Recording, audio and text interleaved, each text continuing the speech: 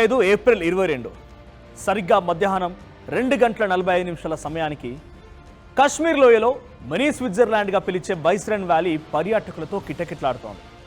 దేశ విదేశాల నుంచి వచ్చిన టూరిస్టులు యాత్రికులు తమ కుటుంబాలతో సరదాగా గడుపుతున్న సమయంలో హిమాలయ అందాలు ఎటు చూసిన గ్రీనరీ ఎంతో ఆహ్లాదంగా ఉన్న ఆ సమయంలో ఒక్కసారిగా తుపాకుల మోత మోగింది. అవి బాణాసంచా శబ్దాల్లో అనుకునే లోపే ముసుగు ధరించిన 3 టెర్రరిస్టులు ఎంటర్ అయ్యారు. టూరిస్టుల పైన విచక్షణ రహితంగా కాల్పులు జరిపారు. అదే పహల్గామ్ ఉగ్రదాడి ఘటన. వెల్కమ్ టు ఆర్టీవీ, నేను మీ జర్నలిస్ట్ మనోజ్. భారత్లో ఎన్నో ఉగ్రదాడులు జరిగాయి. పాకిస్తాన్ ఉగ్రవాదులు భారత్ను దెబ్బతీసి కశ్మీర్ను లాక్కునేందుకు ఎంతో ప్రయత్నించారు. కానీ పహల్గామ్ అటాక్ మాత్రం భారత్ గుండెకు తగిలిందని చెప్పొచ్చు. మీరు హిందువా అయితే చావండి అంటూ చెప్పి మరీ కాల్చారు. బొట్టు పెట్టుకున్న మహిళల్ని ఘోరంగా అవమానించారు. బొట్టు పెట్టుకున్న మహిళలను గుర్తించి మరి వాళ్ళ భర్తలను వాళ్ళ కళ్ళ ముందే చంపారు.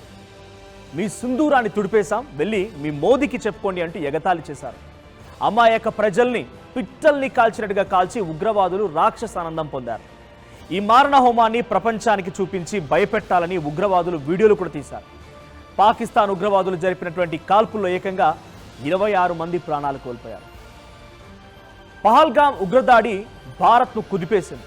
దేశమంతా కన్నీళ్లు పెట్టించింది. భారత్ సింధూరాన్ని తుడిపేశామంటూ ఉగ్రవాదులు రిలీజ్ చేసిన వీడియో చూస్తుంటే రక్తమంతా మరిగిపోయింది. దేశమంతా ఒకటై పాకిస్తాన్కు వ్యతిరేకంగా ఆందోళనలు, నిరసనలు చేపట్టాయి. ఐక్యరాజ్య సమితి సహా ప్రపంచ దేశాలన్నీ ఈ క్రూరమైన చర్యని ఖండించాయి. అప్పుడే ప్రధాని మోదీ బిగ్ స్టేట్మెంట్ ఇచ్చారు. సింధు నది జలాల ఒప్పందాన్ని రద్దు చేశారు. ఉగ్రవాదం అంతమయ్యే వరకు దీనిని తిరిగి పునరుద్ధరించే ప్రసక్తే లేదని మోదీ స్పష్టం చేశారు. అలాగే పహల్గామ్లో అమాయకుల్ని బలి తీసుకున్న ఉగ్రవాదులు ఎక్కడ దాక్కున్నా వెతికి మరీ చంపేస్తామని వార్నింగ్ కూడా ఇచ్చారు. ఆ వెంటనే భారత ప్రభుత్వం అత్యున్నత స్థాయి సమావేశం నిర్వహించింది. లష్కర్-ఇ తోయిబా అనుబంధ సంస్థ అయిన ది రెసిస్టెన్స్ ఫోర్స్ ఈ దాడికి పాల్పడినట్టుగా గుర్తించింది. ప్రధాని నేతృత్వంలోని జరిగినటువంటి ఈ సమీక్షా సమావేశంలో ఈసారి సమాధానం కేవలం మాటల్లో ఉండకూడదు, చేతల్లో ఉండాలని నిర్ణయించారు. భారత నిఘా సంస్థలు వెంటనే రంగంలోకి దిగి ఉగ్రవాదుల మూలాలను వెతికాయి. చరిత్రలో ఎన్నడూ లేని విధంగా ఈసారి కేవలం భూతల దాడులే కాకుండా గగనతలంలో కూడా భారీ వ్యూహాన్ని సిద్ధం చేసింది భారత ఆర్మీ. మే 7న మోదీ సర్కార్ మామూలు షాక్ ఇవ్వలేదు. ఆ రోజున మన దేశంలో యుద్ధ సైరన్ మోగితే భయపడొద్దని, ఇది అత్యవసర పరిస్థితి కాదని కేవలం ఒక చిన్న మాక్ డ్రిల్ అంటూ మోదీ సర్కార్ 2 రోజుల ముందే కీలక ప్రకటన చేసింది. అయితే 1971 తర్వాత భారత ప్రభుత్వం ఇలాంటి ఉత్తర్వు జారీ చేయడం ఇదే మొదటిసారి. యుద్ధం లాంటి పరిస్థితి వస్తే ఎవరెవరు ఏం చేయాలో ప్రజలకు తెలియడానికి ఈ యొక్క మాక్ డ్రిల్ నిర్వహిస్తున్నామంటూ మోదీ సర్కార్ చెప్పుకొచ్చింది. అసలైన యుద్ధాన్ని పాకిస్తాన్లో మొదలుపెట్టింది. 6వ తేదీ అర్ధరాత్రి దాటిన తర్వాత పాకిస్తాన్లో యుద్ధ సైరన్లు మోగడంతో ప్రపంచమంతా ఒక్కసారిగా ఆశ్చర్యపోయింది. అదే రోజు భారత యుద్ధ విమానాలు సరిహద్దులు దాటాయి. పంజాబ్, కాశ్మీర్ గగనతలం నుంచి మన వాయుసేనకు చెందినటువంటి మిరాజ్ 2000 సుకోయ్ యుద్ధ విమానాలు గర్జించాయి. ఈసారి పీఓకేలనే కాదు, ఏకంగా పాకిస్తాన్ భూభాగంలో బాంబుల వర్షం కురిపించాయి. ముజఫరాబాద్, నీలం వ్యాలీ ప్రాంతాల్లో ఉన్నటువంటి 4 ప్రధాన ఉగ్రవాద లాంచ్ ప్యాడ్లని నేలమట్టం చేశాయి మన భారత ఆర్మీ. సుమారు 40 మందికి పైగా ఉగ్రవాదుల్ని మట్టుబెట్టాయి.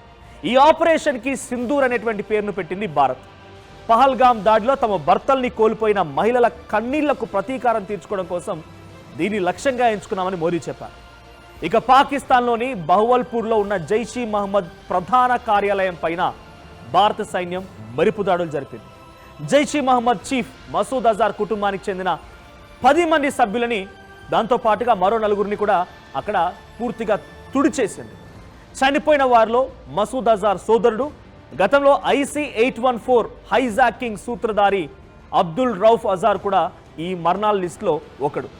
ఇక మొత్తం 9 కీలక ఉగ్రవాద శిబిరాలను లేపేసింది భారత త్రివిధ దళాలు.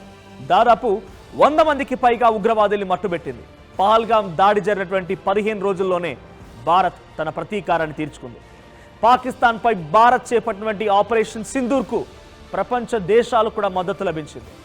ఉగ్రవాదాల ఏరివేత విషయంలో భారత్కే తమ సపోర్ట్ అని ప్రకటించాయి. సింధు నది జలాల ఒప్పందం రద్దుతో పాకిస్తాన్లో కరువు సృష్టించింది భారత్. ఆపరేషన్ సింధూర్తో పాక్ ఆర్మీని వణికించింది. భారత్ ముప్పెట దాడిని తట్టుకోలేక పాకిస్తాన్ కాళ్ల బేరానికి వచ్చింది. మే 10, 2025న పాకిస్తాన్ సైన్యం ఓటమిని అంగీకరిస్తూ చర్చలకు పిలుపునిచ్చింది. దీంతో అదే రోజు సాయంత్రం నుంచి కాల్పుల విరమణ అమల్లోకి వచ్చింది.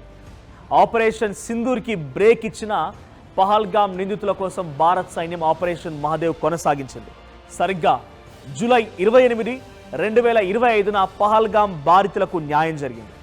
పహల్గామ్ అడవుల్లో దాక్కున్నటువంటి ఈ 3 కీలక ఉగ్రవాదులని సైన్యం చుట్టుముట్టింది. సుమారుగా 12 గంటల పాటుగా భీకర పోరు తర్వాత పహల్గామ్ దాడి సూత్రధారులైనటువంటి సులేమాన్ షా, అబూ హంజా, యాసిర్లని మన సైన్యం మట్టుపెట్టింది. వారి మృతదేహాల వద్ద దాడికి సంబంధించిన వీడియో ఆధారాలు కూడా చూపించాయి. అంతర్జాతీయ ప్రమాణాలు పాటిస్తూనే ఉగ్రవాదుల ఏరివేతకు చేపట్టిన ఆపరేషన్ సింధూర్పై ప్రపంచ దేశాలకు భారత్పై తన వైఖరిని వివరించింది. పలువురు ఎంపీలు, ఆల్ పార్టీ డెలిగేషన్స్ సుమారుగా 33 దేశాలు సందర్శించాయి. దీంతో అంతర్జాతీయంగా భారత్ తన బలాన్ని మరింత మెరుగుపరుచుకుంది. ఇక్కడ ఇంకో విషయం ఏంటంటే ఆపరేషన్ సింధూర్ ఇంకా ముగియలేదు. జస్ట్ దాన్ని హోల్డ్లో పెట్టామంతే. మళ్ళీ పాకిస్తాన్ ఏమైనా పిచ్చి వేషాలు వేస్తే ఆపరేషన్ సింధూర్ 2.0 కంటిన్యూ చేస్తామని మన ప్రభుత్వం బిగ్ వార్నింగ్ కూడా ఇచ్చింది.